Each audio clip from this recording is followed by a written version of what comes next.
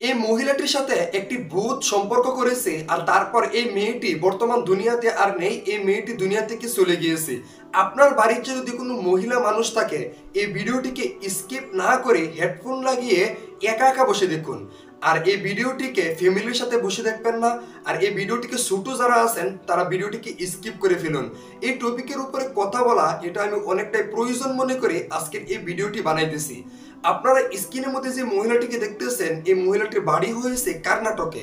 এই মেয়েটি একটি সরকারি চাকরি করত আর সে সরকারি জব করে যখন একদিন অনেক রাত হয়ে যায়, আর রাত হওয়ার পর সেই মহিলাটি যখন নাকি অফিস থেকে বাড়ির মধ্যে ফিরে, আর বাড়ির মধ্যে আসার সময় রাস্তার মধ্যে কি করে, সে রাস্তার রুটের সাথেই এখানে বসে তার কিছু বন্ধু বান্ধবের সাথে তাদের সাথেই এখানে বসে সে কিছু নেশা করে, মদ পান করে। আর তারপর ওখানে বসে মদ পান করার পর সেই মহিলাটি যখন তার বন্ধু বান্ধব সবাই তাদের বাড়ির সাথে চলে যায়, আর সেই মেয়েটি যখন নিজের বাড়িতে ফিরে আসে, নিজের বাড়িতে আসার পর সেই মেয়েটির সাথে কিছুদিন পর থেকেই এরকম শুরু হয় যে তার সাথে কে জানি সর্বদাই তার সাথে কে জানি ঘুরতেছে।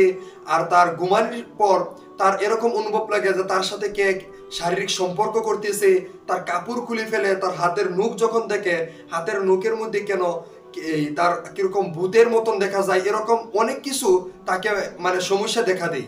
আর তারপর এই কথাটি এই মেয়েটি তার বোনের সাথে বলে যে আমার এরকম লাগতেছে, আমার সাথে কে জানি সব সময় মিশতেছে, আমার সাথে শারীরিক সম্পর্ক করতেছে, আর তারপর আমার কাপড় খুলে ফেলে, এরকম আমার একটি অনুভব লাগতেছে। আর তারপর এই মেয়েটির বোন তাকে একটি বুদ্ধি দেয় যে তুমি এক কাজ করো, তোমার রুমের মধ্যে একটি সিসি ক্যামেরা লাগিয়ে রাত্রে ঘুমাবে, তোমার সাথে কি হয় তাহলে সিসি ক্যামেরার মধ্যে সেটা রেকর্ড হয়ে যাবে।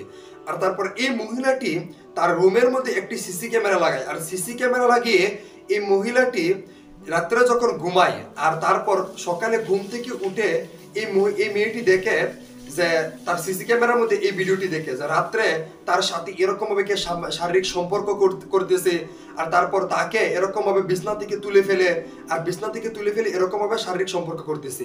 আর তারপর এই মেয়েটি আর এই মেয়েটির বোন তারা দুইজন মিলে এই মেয়েটির বাবার কাছে যখন এই কথাটি বলে যে বাবা আমার সাথে এরকম হইতেছে, এরকম একটি ঘটনা, এই দেখো ভিডিও, এরকম এরকম একটি ঘটনা হইতেছে।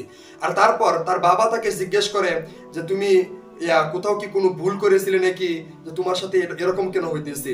আর তারপর এই মেয়েটি সব খুলে বলে যে আমি তো এরকম ভাবে একদিন রোডের মধ্যে আমি যখন জব করে বাড়ির মধ্যে আসি, তখন আমি রোডের মধ্যে বসে অল্প নেশা করেছিলাম এরকম, আর তারপর আমার বন্ধু বান্ধবের সাথে এরকম নেশা করেছিলাম। আর তারপর এই মেয়েটির বাবা যখন খবর নিয়ে দেখে, মেয়েটির বাবা যখন মানে রোডের মধ্যে যেখানে অ্যাক্সিডেন্ট হয়ে যদি কোনো মানুষ মারা যায় তাহলে তার নাম সহ তার ডেট, কবে মৃত্যু হয়েছে, সমস্ত কিছু লেখা থাকে, অনেক জায়গার মধ্যে লিখে দেয়। তারপর এই মেয়েটি যেখানে নাকি নেশা করেছিল, মেয়েটির বাবা যখন ওখানে গিয়ে খবর নিয়ে দেখেছে যে ওখানে অনেকদিন আগে একটি ছেলে ইন্তেকাল হয়ে গিয়েছিল, মানে গাড়ি অ্যাক্সিডেন্ট হয়ে ওখানে মৃত্যু হয়েছিল একটি ছেলে। আর সেই ছেলেটির বিবাহ হয়েছিল না, সেই ছেলেটি ওখানে মানে গাড়ি অ্যাক্সিডেন্ট হয়ে মৃত্যু হয়ে গিয়েছিল। আর তারপর তার বাবা যখন এই খবরটি নিয়ে দেখেন যে এই যে ছেলেটি মানে ওখানে অ্যাক্সিডেন্ট হয়ে মরেছিল, সেই ছেলেটি যে কোনো জানাজাও দেওয়া হয়েছে না, মানে এভাবেই তার মানে কোনো অবস্থা একেবারে মানে অ্যাক্সিডেন্ট হয়ে শেষ হয়ে গিয়েছিল। আর তারপর এভাবেই তার মৃত্যু হয়ে যায়। আর তারপর ওই ছেলেটা যে সেটা ভূত হয়ে যায়, আর ভূত হয়ে ওই মেয়েটির সাথে এরকম ভাবে মিশে যায়। আর তারপর অনেক চেষ্টা করায় যে ওই মেয়েটিকে সারানোর জন্য, কিন্তু অনেক চেষ্টা করেও তার বাবা ওই মেয়েটির কাছ থেকে ওই ভূতটাকে সারাইতে পারে না, ওই ছেলেটাকে সারাইতে পারে না।